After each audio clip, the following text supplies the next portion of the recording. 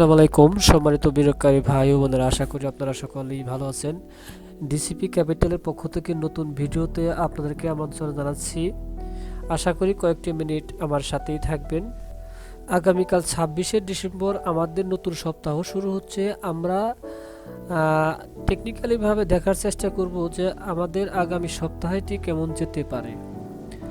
আমরা যদি 22শে ডিসেম্বরের লেনদেনটি লক্ষ্য করি, যদিও আমাদের ফ্লোর প্রাইস 169টি কোম্পানি উঠিয়ে দেওয়া হয়েছে, তারপরেও কিন্তু আমাদের বাজারের লেনদেন কিন্তু বৃদ্ধি পায়। আমরা যদি আমাদের বাজারের চার্টটি লক্ষ্য করি, আমরা দেখতে পাচ্ছি মাত্র 52টি কোম্পানি প্লাসে ছিল, 101টি কোম্পানি ছিল লুজারে, আর আনচেঞ্জে ছিল 157টি কোম্পানি। আর লেনদেনের শীর্ষে খাত ছিল ফার্মাসিউটিক্যাল ছিল 1 নম্বরে, আর 2 নম্বরে ছিল আইটি খাত, 3 নম্বরে ছিল সিরামিক, 4 নম্বরে ছিল ইঞ্জিনিয়ারিং খাত, 5 নম্বরে ছিল পেপার অ্যান্ড প্রিন্টিং।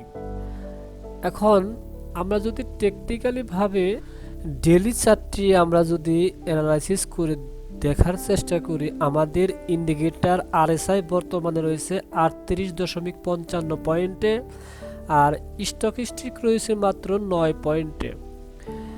এখন আমাদের এইখানে একটি সাপোর্ট আমাদের মার্কেট পেয়েছে 6191 পয়েন্টে, আমাদের মার্কেটটি সাপোর্ট পেয়েছে। কিন্তু দেখার বিষয় আগামী সপ্তাহটি এখান থেকে কত দূর যাওয়ার সম্ভাবনা রয়েছে। এখন আমাদের বর্তমানে ইন্ডেক্সটি 6202 পয়েন্টে অবস্থান করছে, এটি একটি সাপোর্ট লেভেল।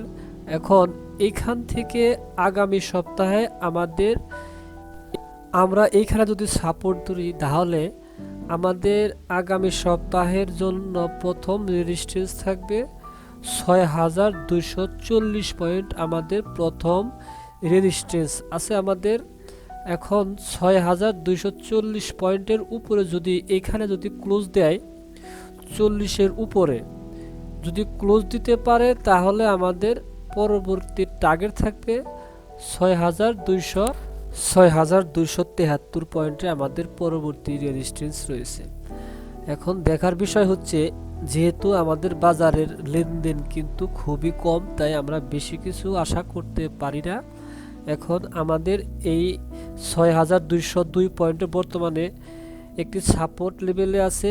আমরা হয়তো আগামী সপ্তাহে প্রথম রেজিস্ট্যান্স পাবো 6240 পয়েন্ট, এবং কি দ্বিতীয় রেজিস্ট্যান্স পাবো 6270 পয়েন্টে। এখন দেখার বিষয়, যেহেতু ফ্লোর প্রাইস অনেকগুলো কোম্পানি উঠিয়ে নেওয়া হয়েছে, এটি একটি ভালো লক্ষণ। এখন এর মাঝে যদি লেনদেন বৃদ্ধি পায়, যদি ভলিউম ভালো হয়, তাহলে কিন্তু আমাদের লেনদেন বৃদ্ধি করে যদি আবার এই 6273 উপরে ক্লোজ দিতে পারে, তাহলে কিন্তু আমাদের বাজার আর উপরে যাওয়ার সম্ভাবনা থাকবে। এখন দেখার বিষয় আগামী সপ্তাহে আমাদের এই দুইটি রেজিস্ট্যান্স ভাঙতে পারে কিনা।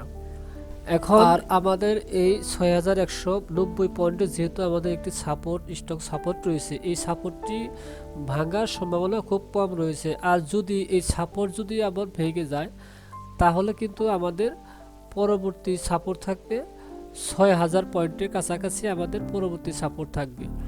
তাহলে আমাদের আগামী সপ্তাহের জন্য প্রথম সাপোর্ট থাকবে 6190 পয়েন্টে আমাদের প্রথম সাপোর্টটি থাকবে। আর এটি যদি ভাঙে, তাহলে আমাদের পরবর্তী সাপোর্ট থাকবে 6100 পয়েন্টের কাছে। আশা করছি আমরা আগামী সপ্তাহে একটি পজিটিভ পাবো, আমাদের মার্কেটটি অবশ্যই সবুজ থাকবে, এটাই আশা রাখি। আর আগামী সপ্তাহের জন্য কিছু শেয়ার ওয়াচ লিস্টে রাখার চেষ্টা করব। আমরা প্রথমেই দেখব আমরা টেক কোম্পানি আজকে ক্লোজ হয়েছে 38 টাকা 20 পয়সা। অবশ্যই আমাদের খেয়াল রাখতে হবে, যেহেতু বাজারে লেনদেন কম, শর্ট টার্মের জন্য আমাদের ট্রেড করতে হবে। এখন আমাদের প্রথম যে রেজিস্ট্যান্স আছে 42 টাকা, আর যদি 42 টাকার উপরে ক্লোজ দিতে পারে, তাহলে আমাদের পরবর্তী রেজিস্ট্যান্স থাকবে 44 টাকা 10 পয়সা। তাহলে আমাদের প্রথম টার্গেট থাকবে 42, তার পরবর্তী টার্গেট থাকবে 44 টাকা 10 পয়সা। এখন দেখা যাক বাজারের পরিস্থিতি। আর আমাদের স্টক লস থাকবে 36 টাকা 50-এর নিচে। 36 টাকা 50 পয়সা যদি ভেঙে যায়, তাহলে আমাদের স্টক লস থাকবে 36 টাকা 50 পয়সায়। আমাদের স্টক লস এই আমলাটা। আমাদের পরবর্তী শেয়ারটি হচ্ছে ইন্টাকো। ইন্টাকো শেয়ারটি কিন্তু আজকে অনেক ভালো ভলিউম হয়েছে। এখন এই শেয়ারটি আজকে 42 টাকা ক্লোজে আছে।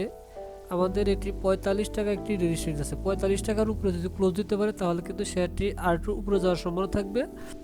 অবশ্যই লক্ষ্য রাখতে হবে 45 টাকার উপরে ক্লোজ থাকে কিনা। তাহলে 45 টাকার উপরে ক্লোজ থাকলে তাহলে আমাদের পরবর্তী রেজিস্ট্যান্স থাকবে 47 টাকা 50 পয়সা। অবশ্যই 45 টাকার উপরে ক্লোজ থাকতে হবে। আবার যদি 45 টাকার উঠে যদি আবার নিচে এসে যদি আবার ক্লোজ দেয় তাহলে কিন্তু শেয়ারটি আবার নিচে আসার সম্ভাবনা থাকবে। আমাদের পরবর্তী শেয়ারটি হচ্ছে অ্যাডভেন্ট ফার্মা। অ্যাডভেন্ট ফার্মা কিন্তু আজকে হিউজ পরিমাণ লেনদেন হয়েছে। 15,29,000 শেয়ার হাত বদল হয়েছে। শেয়ারটি বর্তমানে সাপোর্ট লেভেলে রয়েছে। যেহেতু এইখানে আমাদের একটি স্ট্রং সাপোর্ট রয়েছে, এখানে কিন্তু আবার ফ্লোর প্রাইজও রয়েছে, আর এখানে ভলিউমও ভালো হয়েছে, এটি একটি ভালো লক্ষণ। এখান থেকে আমাদের শেয়ারটি আপট্রেনে যাওয়ার সম্ভাবনা রয়েছে। শেয়ারটি বর্তমানে 24 টাকা 10 পয়সার ক্লোজ প্রাইজে রয়েছে। এখন আমরা যদি এটি সাপোর্টটি ধরে নিই 24 টাকা 10 পয়সা, আমাদের পরবর্তী রেজিস্ট্যান্স থাকবে 25 টাকা 80 পয়সা আমাদের প্রথম টার্গেট। আর এই 25 টাকা 80 পয়সার উপরে যদি ক্লোজ দিতে পারে তাহলে কিন্তু আমাদের পরবর্তী থাকবে 26 টাকা 80 পয়সা। অবশ্যই খেয়াল রাখতে হবে এই 25 টাকা 80 পয়সার উপরে আমাদের এই শেয়ারটি ক্লোজ দিচ্ছে কিনা। যদি এই 25 টাকা 80 পয়সার উপরে যদি ক্লোজ দিতে পারে তাহলে শেয়ারটি আরও উপরে যাওয়ার সম্ভাবনা থাকবে। আমাদের পরবর্তী শেয়ারটি হচ্ছে জিনেক্সেল।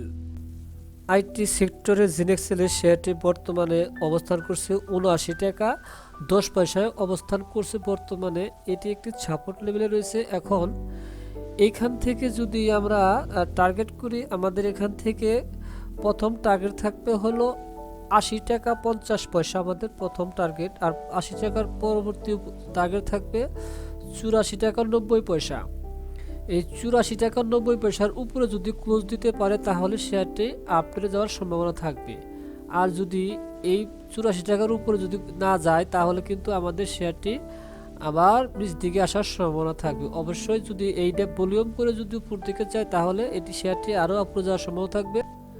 আর যদি এই 81 টাকা 50 পয়সায় যদি রেজিস্ট্যান্সটি কার্যকরী হয় তাহলে কিন্তু এখান থেকে আবার কালেকশনে আসার সম্ভাবনা থাকবে। অবশ্যই আমাদের খেয়াল রাখতে হবে যে 81 টাকা 50 পয়সার উপরে এই শেয়ারটি ক্লোজ দিচ্ছে কিনা, তাহলে কিন্তু আমাদের শেয়ারটি আরও উপরে যাওয়ার সম্ভাবনা থাকবে। সম্মানিত ভিউয়ার্স, ভিডিওটি সম্পূর্ণ দেখার জন্য অসংখ্য ধন্যবাদ। আর একটি কথা মনে রাখবেন, শেয়ার বাজার ঝুঁকিপূর্ণ, অবশ্যই জেনে বুঝে বিনিয়োগ করবেন। কারো কথা শুনে কারো ভিডিও দেখে বিনিয়োগ করবেন না, নিজস্ব অ্যানালাইসিস করে তারপরে বিনিয়োগ করবেন।